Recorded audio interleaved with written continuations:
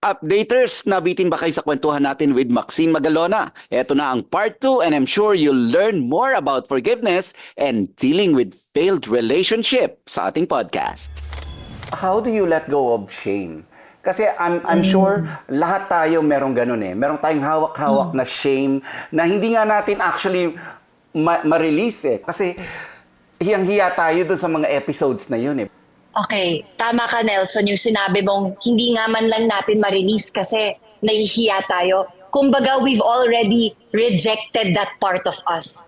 Hindi man lang natin siya gustong isipin. So we push it down. We deny na parang, ayoko isipin yan. It's not the way to let go of shame. The only way that you can let go of shame is to sit, to meditate, to feel that shame pass through you and to flow through you. So meaning, iupo mo lahat ng mga embarrassing moments, lahat ng failures mo, iupo mo, tanggapin mo na dinaanan mo yon.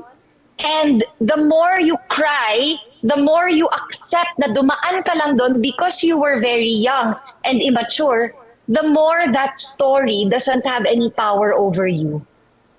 Gets mo? That you are giving that story, that embarrassing experience, power over you because ayaw mo siyang isipin, nahihiya ka. It's too much to think about. But when you face it, when you feel it, and when you finally accept it, the power is gone. Kumbaga, how can anyone shame you or make you feel embarrassed kung ikaw mismo tinanggap mo na siya? Kaya ngayon, Nelson, meron ako mga experiences na dati naman, lasinggera yan eh. Naririnig ko mga ganyan dati. Tapos parang ako yung point ko, yun nga yung keyword eh, dati. And I'm not ashamed. Kumbaga parang I already own that part of me. Plus, nag-enjoy ako, Nelson. Kahit ano pag sabihin ninyo, nag-enjoy ako nung naglasing ako dati. Exactly. So, kahit gaano ka nakakahiya, I choose to see the positive na that's what I needed to do during that time to get through the pain eh. So I don't punish myself, I just laugh at myself now, Nelson. Yan ang isa sa mga pinaka-important sa healing journey. Learn to laugh at yourself and to not hold on to any more shame because shame and guilt, those are actually low vibrational energies that are keeping you stuck in the past. And if you keep holding on to those low vibrational energies, you won't be able to raise your vibration, you won't be able to manifest what you want. So let go of the shame and the guilt. Step into your authentic power, who you really are. Meaning kahit ano pang nakakahiyang pinagdaanan mo, tanggapin mo, own it, own your mistakes. Because those are the stepping stones that you had to go through to be able to get to where you are today. So let go of that shame. I will share this, Maxa. Years ago kasi, I was in really bad relationships. And siguro naipon yung mga shame na ginagawa ko. And it really had power over me. Until, tama, you acknowledge it. And then you tell yourself na, this do not have power over me. Exactly. Because, in fact, I own them. They do not own me. Exactly. So, I began to flourish after that. Hindi lang sa work, I think as a human being. Yes. And I found the love that I want, not what I need, ha? So parang ngayon nare-affirm sa akin na oo nga no, because there was one moment na sinabi ko sa sarili ko na mag-isa lang ako na parang bakit ko hina-harbor itong mga ganitong kahihiyan? Bakit ako nagtatago? So, ngayon, whenever somebody tells me na, oh, ikaw, sabi ko, oo, but that's me before. Exactly. I'm not that same old. Nakakagulat pa eh, pag ganun yung reaction mo eh. Because the people who provoke us by bringing up our past mistakes, sila yung mga totoong insecure inside eh. And they wanna see you react na parang pati ikaw embarrassed pa rin by that. Pero if they see you na hindi ka na reactive, hindi ka na affected negatively, and nakangiti ka pa, may inspire din sila to actually face their own past mistakes and failures. How do you forgive yourself? Ah, through meditation and prayer, I really sit with myself. I talk to myself. I I talk to myself like I'm my own best friend. Yun yung napansin ko dati, Nelson, eh. Kaya ako galit sa mundo kasi galit ako sa sarili ko. Kasi Exactly. hindi Babalik ko natin kanina, yung relationship mo with yourself. with yourself. That's Exactly. really bad. So, exactly. So, how to forgive yourself is you have to forgive yourself and treat yourself like your best friend. 'Di ba yung best friend naman natin talagang yung mga totoong best friend, kahit magkamali, kahit magano, we forgive and we accept. So we should do that with ourselves also. So ako, even with my mga pinakamalalaking mistakes, I really lift it to God. I lift everything to God. I apologize to myself. Alam mo yun, I have those moments where I talk to myself and I say, I'm sorry for putting you through what you didn't deserve. I'm really sorry. Kumbaga, it is a process. It's an everyday process. You have to keep choosing and forgiving yourself every day. So it's not a one-time thing. It Ang is a ganda na naman process. nun. You have to keep choosing yourself every day. Kasi pag iniisip yung sarili, selfish daw. 'Di ba? No. Pag iniisip natin yung sarili natin, pag ginagawa natin yung nakakabuti para sa atin, they think we're being selfish and self-centered. No. What I would say is, we all grew up in a society where we were conditioned to please others. Remember, pinalaki tayo ng mga magulang at ng mga elders natin to be good all the time para ma-approve nila tayo. So tayo, we grow up with that conditioning, with that thinking. The more I do good for others, the more they will accept me. But what I learned in my healing journey is, no matter what you try to do to be approved of and be accepted by others, you will get exhausted. You have to first accept and approve of yourself. And then all of the others, bonus na lang. The way you see yourself and the way you accept yourself, yun ang magsiset ng tone for all your other relationships. So, if you are still trying to please others, to be able to gain validation, external validation, I'm here to say, mapapagod ka, huwag mong pagurin ang sarili mo, unahin mo ang sarili mo. Because you cannot take care of others if you do not take care of yourself first. So dati akala natin, pleasing other people, doing what other people want, akala natin yun ang magbibigay ng validation sa atin, hindi pala.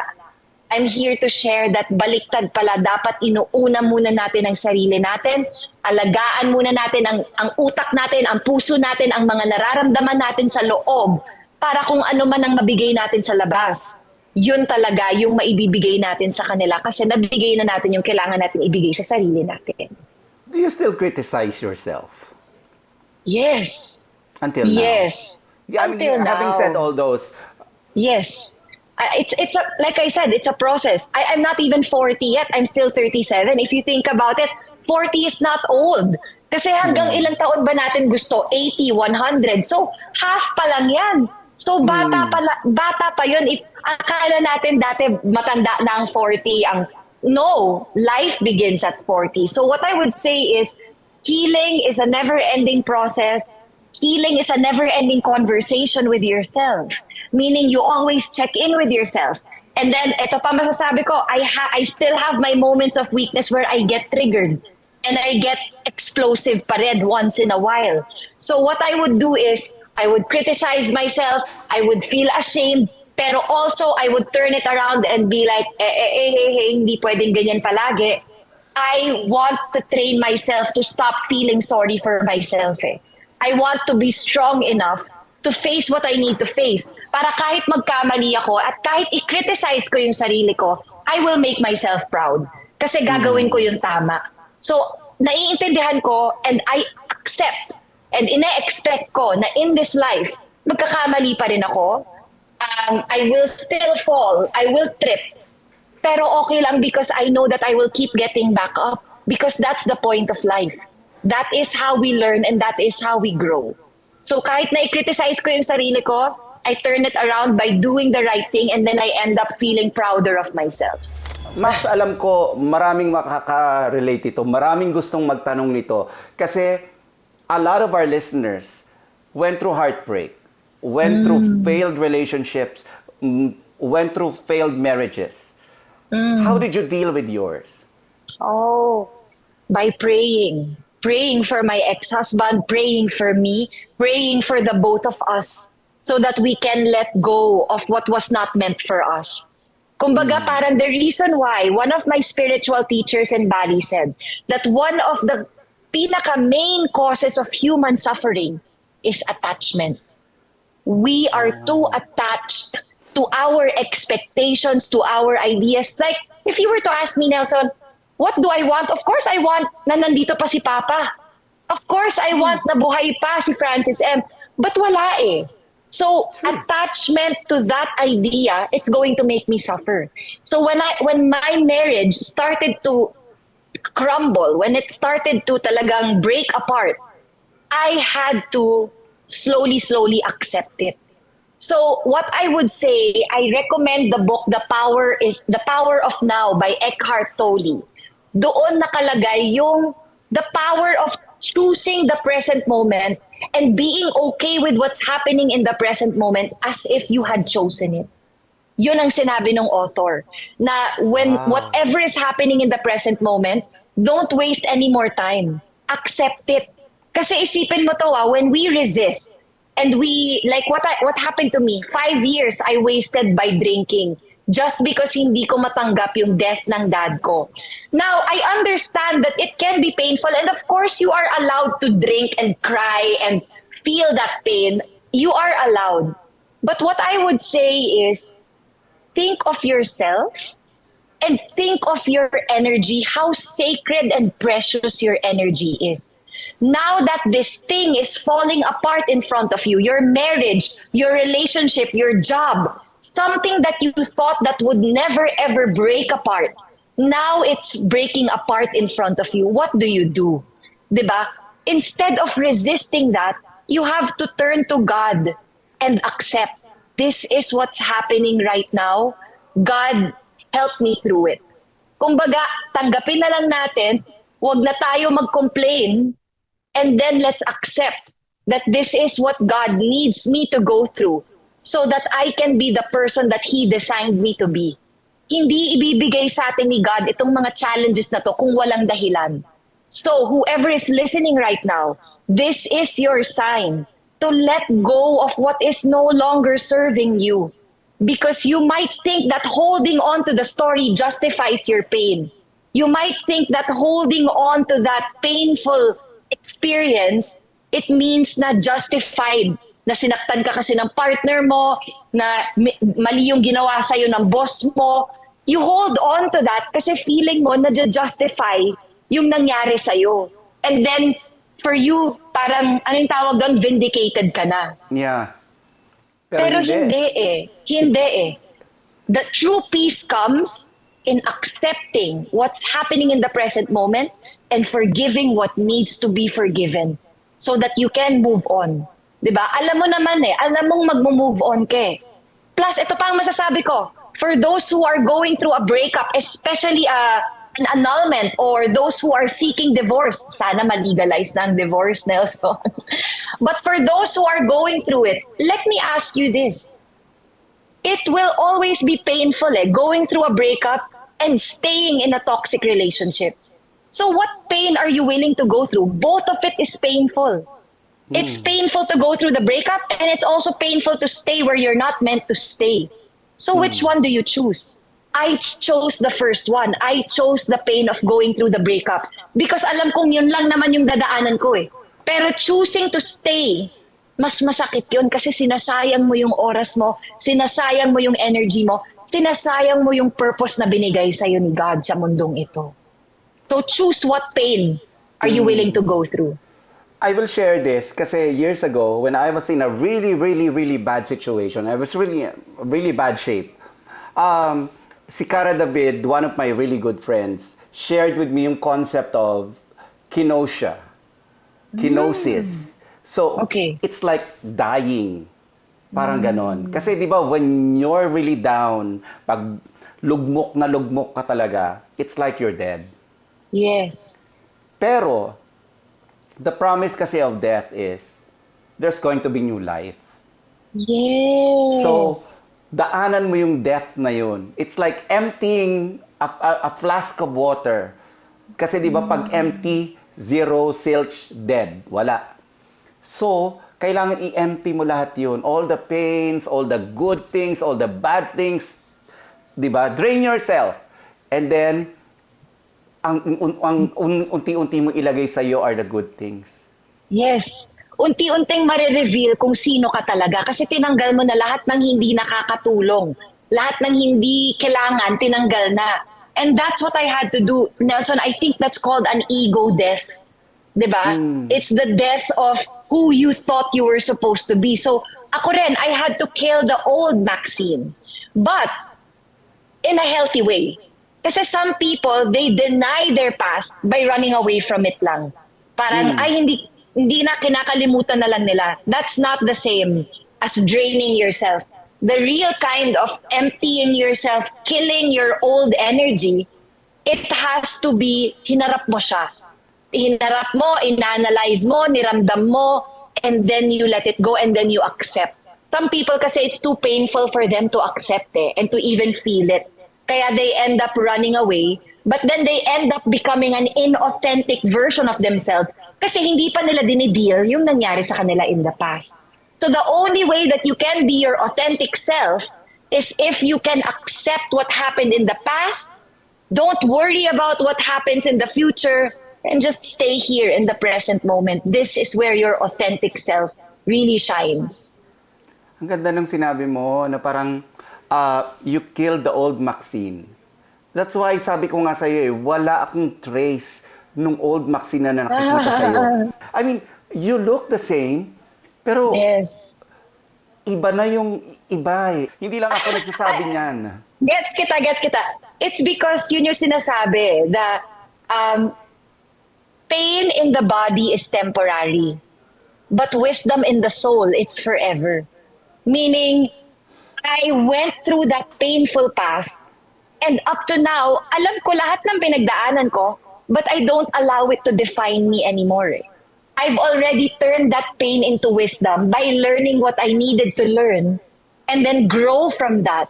And then that's who you're talking to right now. Kumbaga, hindi ko dinideny lahat ng pinagdaanan ko. Tanggap ko lahat yon. Naaalala ko pa lahat. Kung pwede kang huwag ko maalala. Pero naaalala ko talaga eh.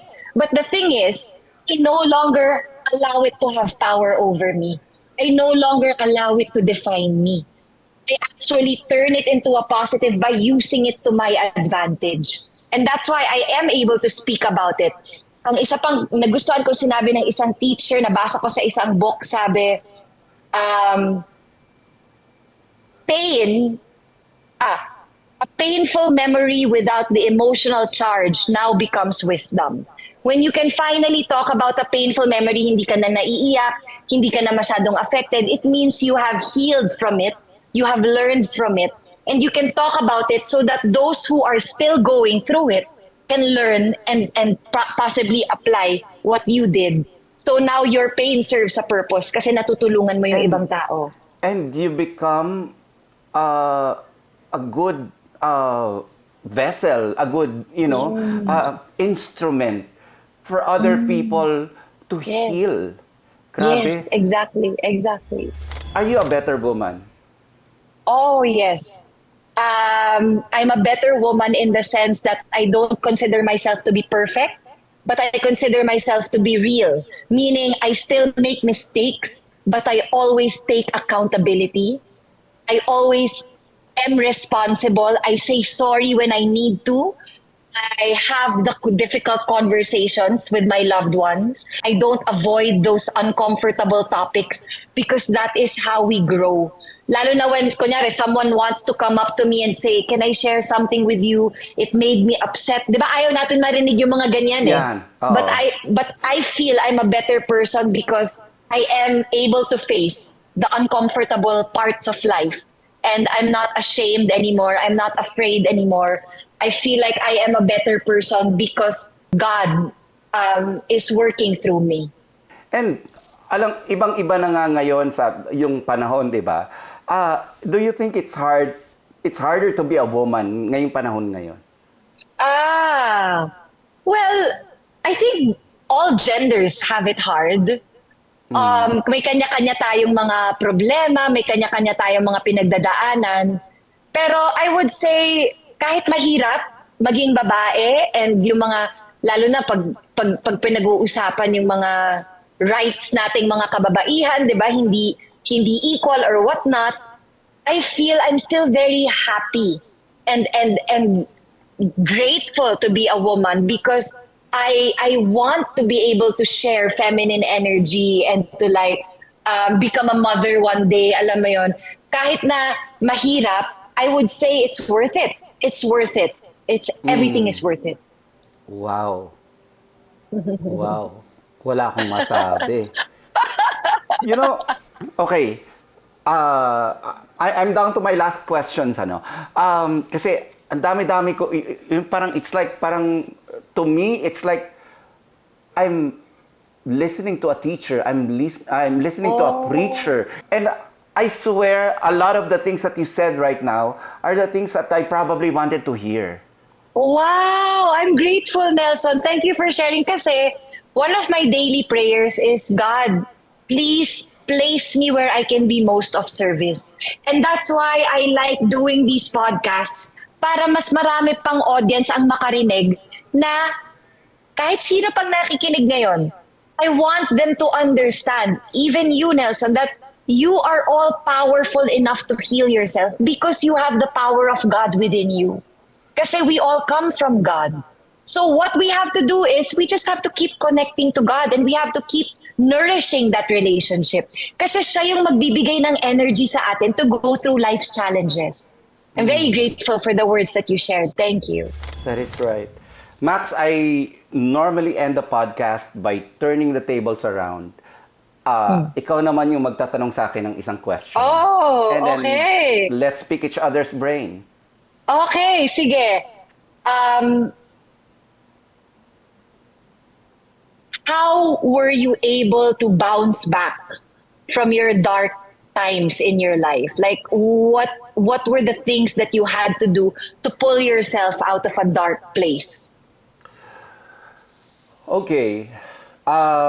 One, kasi yung notes ko dito sa iPhone ko, binabalikan ko yan pag, once in a while. At, just to assess yourself, na parang, ito na pala yung progress ko from 5 years ago, from 10 years ago.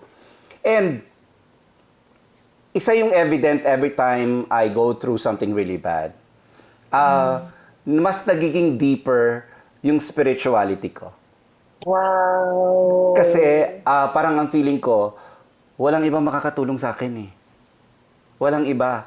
Walang ibang makakapag-comfort sa akin but the higher being. So, alam mo yon, parang I start to post quotes not because I want to feel comfortable, but ang feeling ko, kasi there's always a blessing in sharing eh. Whatever it is that I'm feeling, inire-release ko sa mundo.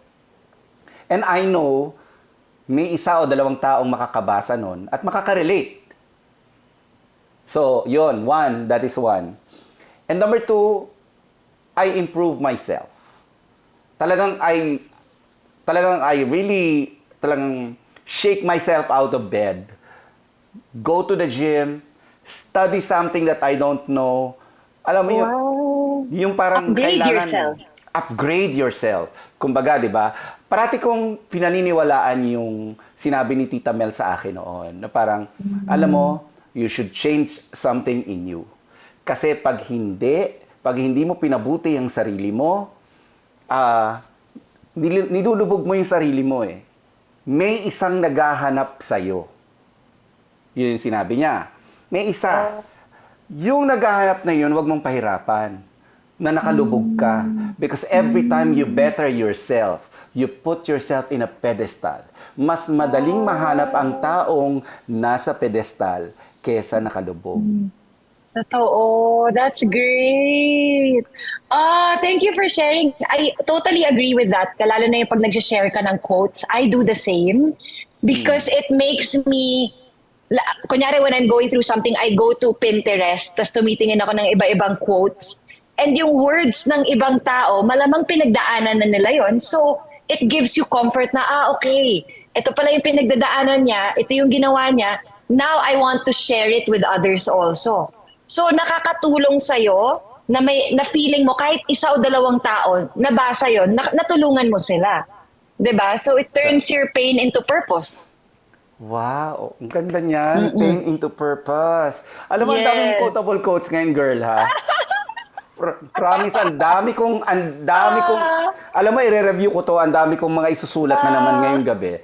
And talagang, alam mo, it's such a blessing. I mean, ikaw, sobrang blessing ka to be my friend. Pero yung nakausap kita ngayong gabing ito, like parang grabing blessing ang naibigay ni God sa akin. Wow! Ginamit ka ni God ngayong gabi. Oh, thank you, Nelson. Thank you for having me. I'm very, very grateful. Any chance for me to share what I've learned in my journey para kung sino mang nakikinig baka makatulong sa kanila, I'm more than happy. So thank you so much. Grabe. Let's have tea. Yes! Magkita naman na tayo ngayon na hindi na tayo With Aubrey. mag-iinuman. Yes. Just let me know. Baka I can invite you and your crew when I have a meditation event. And then Yes. you can feature it. Yes. Para mas Yes. marami tayong ma-inspire na mga tao na mag-heal. Max, thank you very much for your time. Thank you, Nelson. Thank you for Grabe. having me. Grabe. The Yay. pleasure is all mine. Thank you.